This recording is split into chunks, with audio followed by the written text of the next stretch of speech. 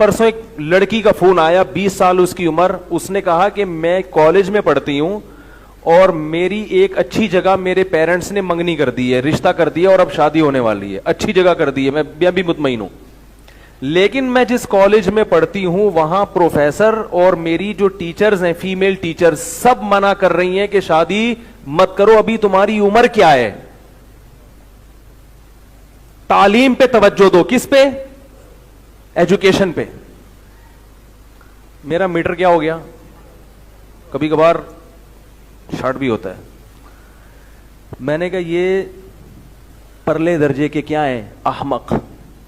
میں نے کہا اصل میں یہ نہ دین کے نہ دنیا کے, یہ فالو کر رہے ہیں یورپ امریکہ کو, مغربی کلچر کو.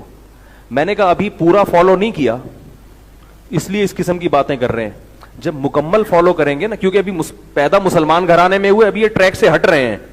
میں نے کہا اس سوچ کا انجام پتہ ہے کیا ہے, اگلی نسل میں جو ان کی اولادیں ہوں گی وہ کہیں گی کہ 30 سال میں بھی شادی مت کرو, ضرورت کیا ہے.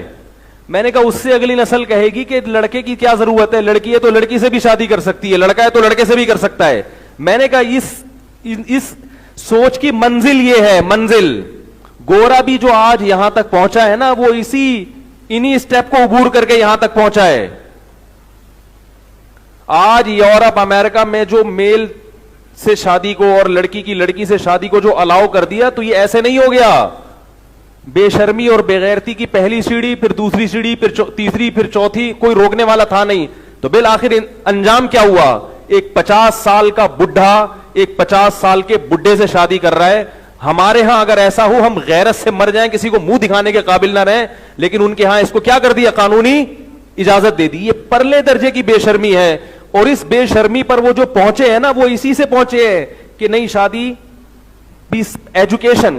وہ کیوں منع کر رہے ہیں اس کو شادی سے, پروفیسر, کہ ابھی تمہاری عمر کیا ہے, ابھی تو تم پڑھو. میں نے کہا یہ پروفیسر لوگ, ان کے پاس پیغمبروں کی تعلیمات نہیں ہے. اور پھر میں نے کہا ان کی اپنی عمریں دیکھو کم بختوں کی, 40 سال کے بڈھے ہو گئے, زندگیاں زنا کر کر کے گزرتی ہیں, خود تو تباہ ہوئے ہیں. میں نے کہا تمہیں بھی کیا کر دیں گے, برباد کر دیں گے یہ. اور میں نے کہا اپنی جو استانیاں تمہیں مشورہ دے رہی ہیں ان کو دیکھو, کم بخت 45 سال کی بڈھیاں ہو گئی. میں تھوڑا سا فارم میں آیا ہوں نا, اس لیے تھوڑا غصہ کرنے دے مجھے. خود تو تباہ ہوئے, نئی نسل کو کیوں برباد کر رہے ہو بھائی. میں نے کہا 45 سال کی بڈھیاں ہو گئی یہ پڑھ پڑھ کے, مگر ان کو ابھی تک نیچرل لائف نہیں ملی, نہ ان کو شوہر کی محبت ملی, نہ ان کو اولاد کی محبت ملی, نہ بھائی بہنوں کی محبت ملی. نتیجہ یہ کہ انہوں نے پڑھ لکھ کے تو بہت نام کما لیا, مگر ان کی زندگیوں میں سکون نہیں. میں نے کہا آپ اب اس نیت سے اپنی فیمیل ٹیچر کے چہرے پر نظر ڈالیے گا, دیکھنا کہ ان کے چہروں پہ آپ کو کیا سکون نظر آ رہا ہے کہ نہیں آ رہا. پتا چلے گا کم بخت بڈھی ہو گئی ہیں, صرف کس سلسلے میں, پڑھنا ہے پڑھنا ہے پڑھنا ہے پڑھنا ہے. اب جب اتنی عمریں ہو گئی تو اب مرد لفٹ بولو بھائی نہیں ہے, کیونکہ مرد کو لڑکی میں سب سے پہلے اس کا لڑکی ہونا چاہیے. ڈاکٹر انجینئر یہ کیا ہے, یہ بات کی چیز ہے. وہ عورت سے شادی کر رہا ہے, اس کو ڈاکٹر, وہ الگ سے اوصاف ہیں کہ ڈاکٹر بھی ہے. دیکھو ہم جب قربانی کرتے ہیں, گائے لے کر آتے ہیں, پھر اس پہلی بات تو 4 جانور ہونے چاہیے نا, گائے, بکرا, اونٹ اور دمبا.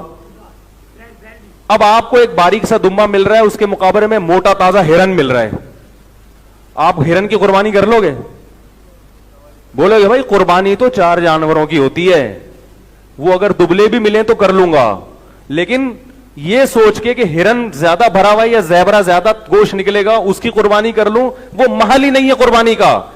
تو مرد کو نکاح کے لیے عورت چاہیے, اس میں عورت پنا جھلکنا چاہیے. اس کے بعد وہ دیکھتے ہیں ہاں بھائی چلو ڈاکٹر بھی ہے, انجینئر بھی ہے, اور جناب وہ اس میں اور ہاں ایسا آرڈینری کچھ چیزیں ہیں, تو پہلے عورت ہونا تو ثابت ہو اس کا. قرآن مجید میں اللہ نے کیا ارشاد فرمایا, 1 منٹ, والقواعد من النساء اللاتی لا یرجون نکاحا, فرمایا 1 منٹ میرے بھائی تھوڑا خاموش ہو جائیں ٹھیک ہے. والقواعد, آج تو کوئی بول نہیں رہا تھا, اب آپ حضرت نے سب کی طرف سے فرض کفایہ ادا کیا ہے, ٹھیک ہے. والقواعد من النساء اللاتی لا یرجون نکاحا, اللہ فرماتے ہیں وہ عورتیں جو عمر کے اس حصے کو پہنچ چکی ہیں کہ اب ان کو نکاح کی امیدیں ختم ہو گئی ہیں, ان پہ پردہ فرض نہیں ہے. اس کا مطلب اللہ قرآن میں بتا رہے ہیں کہ ایک عمر عورت کی ایسی بھی آتی ہے کہ اب اس کو نکاح کی امیدیں, بولو بھائی, تو عمر کی وجہ سے وہ ہوتی ہیں. اللہ نے نہیں فرمایا کہ کوئی خاتون عمر کے اس حصے کو پہنچ جائیں کہ ان کو عمر کی وجہ سے تو امید ختم ہو جائے, لیکن ایجوکیشن ان کے پاس اتنی ہو کہ پھر بھی دھڑا دھڑ ان کے رشتے آ رہے ہوں. ایسا قرآن میں اللہ نے ذکر نہیں.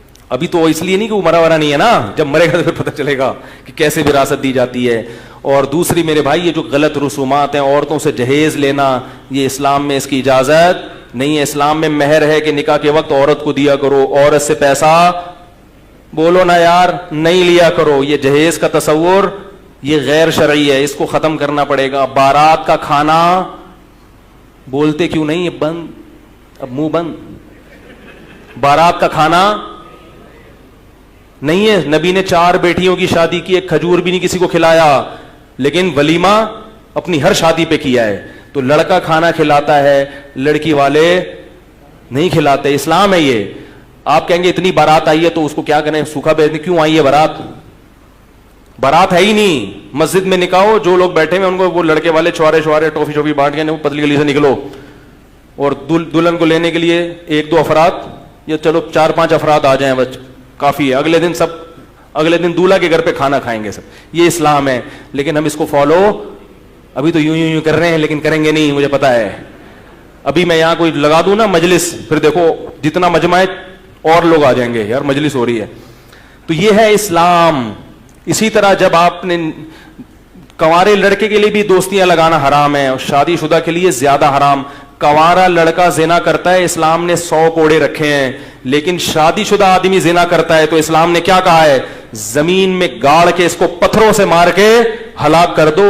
یہ حلال گوشت کے ہوتے ہوئے حرام بدبو کی طرف دیکھو. ایک طرف سور رکھا ہو, آپ غیر ملکی ممالک میں جاؤ, کچھ بھی کھانے کو نہیں مل رہا, پھر آپ نے سور کھا لیا تو یہ بھی غلط ہے, لیکن ہم کہیں گے یار کچھ مل نہیں رہا تھا. لیکن ادھر ایک برگر ٹکے رکھے ہوئے ہیں بڑے بہترین گائے کے حلال گوشت کے, اور ادھر سور رکھا ہوا ہے, پھر بھی سور میں ہاتھ مار رہا ہے, یہ قابل معافی نہیں ہے. جبریل نے دیکھا نبی صلی اللہ علیہ وسلم جب معراج پہ گئے تو آپ نے دیکھا کچھ لوگ صاف ستھرا گوشت رکھا ہے اور وہ چھوڑ کر کیڑوں والا بدبودار گوشت کھا رہے ہیں. آپ نے پوچھا جبریل سے کہ یہ کون لوگ ہیں؟ نبی نے فرمایا یہ وہ لوگ ہیں جو حلال بیوی کو چھوڑ کر طوائفوں کے پاس جاتے تھے, حرام عورتوں کے پاس جاتے تھے. یہ وہ ہیں جن کو یہ عذاب دیا جا رہا ہے.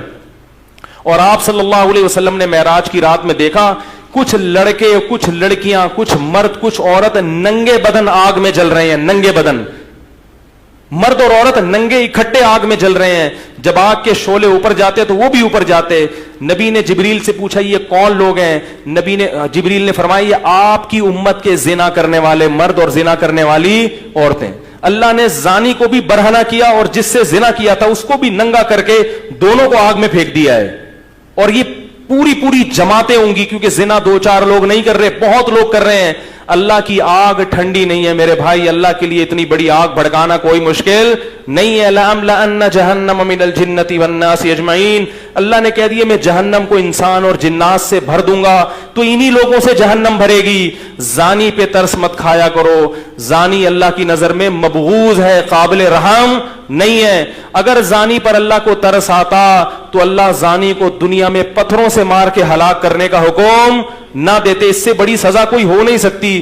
جس جرم پہ پتھر سے مار کے ہلاک کرنا اللہ نے رکھا ہو, اس جرم کو معاشرے میں پروموٹ کیا جا رہا ہے, اس جرم کو میں لوگ مبتلا ہو رہے ہیں, اس کو برا نہیں سمجھ رہے, تو بخشش نہیں ہوگی اگر ان حرام کاریوں سے توبہ نہیں کی. یہ ربیع الاول کے جلسے یا محرم کی مجلسیں یا کنڈے اور جو ہے نا دیگیں, یہ جب تک آپ اللہ کے نبی کو اور اللہ کے دین کو فالو نہیں کرو گے, یہ دیگیں آپ کو نہیں بخشوا سکتی. تو میرے بھائی میں بھی دل میں نیت کرتا ہوں, آپ بھی نیت کریں, اللہ ہمیں ان جرائم سے سچی توبہ کی توفیق نصیب فرما دے. کوشش کرو گے نہیں؟ اب موبائل میں جتنی لڑکیوں کے نمبر ہیں نا, غفار بھائی, وسیم بھائی, ستار بھائی کے نام سے, سب کیا کر دو, ڈیلیٹ مار دو. ان کو بول دو مجھ سے دوبارہ رابطے کی کوشش نہ کریں. میں شریف آدمی ہوں, اپنے بارے میں نہیں کہہ رہا, میں کیا ہوں یہ تو اللہ ہی جانتا ہے, اور یہ سب باتیں میں اپنے لیے بھی کر رہا ہوں.